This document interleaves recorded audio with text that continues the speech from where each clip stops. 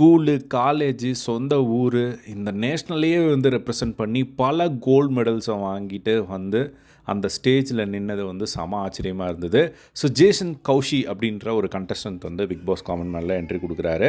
அவர் உள்ளே வந்த உடனே வந்து பார்த்திங்கன்னா சரியான ஹைட்டு, ராஜுவுக்கு ஈக்குவலாக அந்த ஹைட்டு.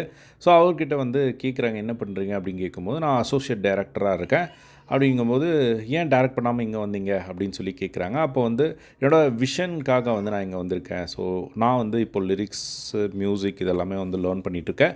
ஸோ என்ன ப்ரெசென்ட் பண்ணுறதுக்கு எனக்கு கான்ஃபிடென்ஸ் வந்து இல்லை. லாஸ்ட் 2 இயர்ஸாக வந்து எனக்காக நான் நிற்கணும் அப்படின்னு சொல்லி ஓடிக்கிட்டு இருக்கேன்.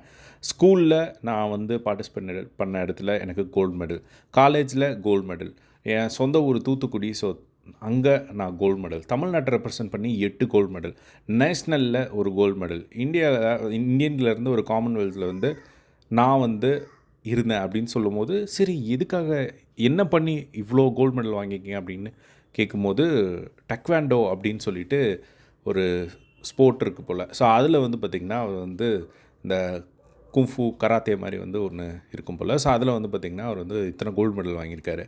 அப்போது வந்து ஆரி கேட்குறாப்புல, சரி இப்போ இங்கே எதுக்கு வந்தீங்க அப்படின்னு கேட்கும்போது, க்ரியேட்டிவ் ஆர்ட்ஸ் அப்படிங்கிற மாதிரி வந்து நான் வந்து ஷோகேஸ் பண்ணணும் மக்களுக்கு க்ரியேட்டிவாக அப்படின்ற மாதிரி சொல்கிறாரு. சரி, அதுதான் நிறைய ரெகக்னிஷன் கிடச்சிருக்கு, அவ்வளோ அவார்ட்ஸ்லாம் வந்து கிடச்சிருக்கு அப்படின்னு சொன்ன உடனே டக்குன்னு அவர் கொடுத்த ஒரு ரிப்ளை வந்து ஆரிக்கே வந்து கொஞ்சம் நல்லா இருந்தது.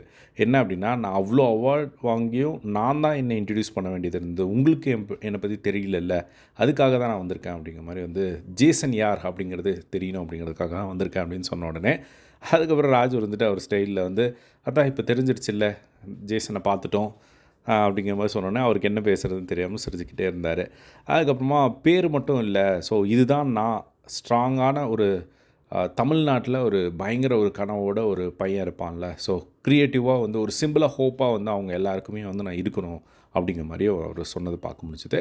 அதுக்கப்புறம் ஒரு காமனாக ஒரு கேள்வி கேட்குறாங்க, சரி இப்போ வந்து ஒரு கேம் நடக்குது, அதில் நீங்கள் ஜெயிக்கணும்னு நினைப்பீங்களா, இல்லை அதில் நேர்மையாக விளையாடணும்னு நினைப்பீங்களா அப்படின்னு கேட்கும்போது, நான் வந்து ஃபர்ஸ்ட்டு 2மே அப்படிங்கிற மாதிரி வந்து சொன்னார்.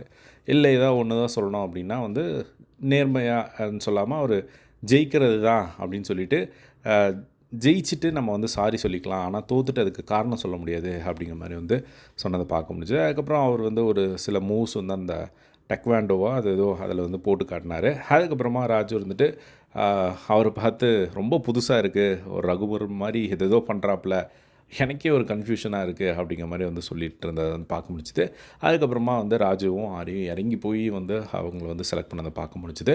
அதுக்கப்புறமா அவர் வந்து, நீங்கள் வந்து எனக்கு ஒரு செம இன்ஸ்பிரேஷன் அப்படிங்கிற மாதிரிலாம் வந்து ஆரிக்கிட்ட வந்து சொல்லிட்டு இருந்தாங்க. ஸோ இதுதான் வந்து பார்த்திங்கன்னா ஓவராலாக வந்து ஜேசன் கௌஷி செலெக்ஷனில் வந்து நடந்தது. ஸோ உங்களுக்கு இந்த ஒரு கண்டஸ்டன்ட் பார்க்கும்போது என்ன தோணுச்சு அப்படிங்கிறத கமெண்ட் பாக்ஸில் ஷேர் பண்ணுங்கள். இதே மாதிரி எல்லா பிக் பாஸ் ரிலேட்டடான அப்டேட்ஸ்க்கு நம்மளோட சேனலை சப்ஸ்கிரைப் பண்ணி சப்போர்ட் பண்ணுங்கள். தேங்க்ஸ் ஃபார் வாட்சிங். பை.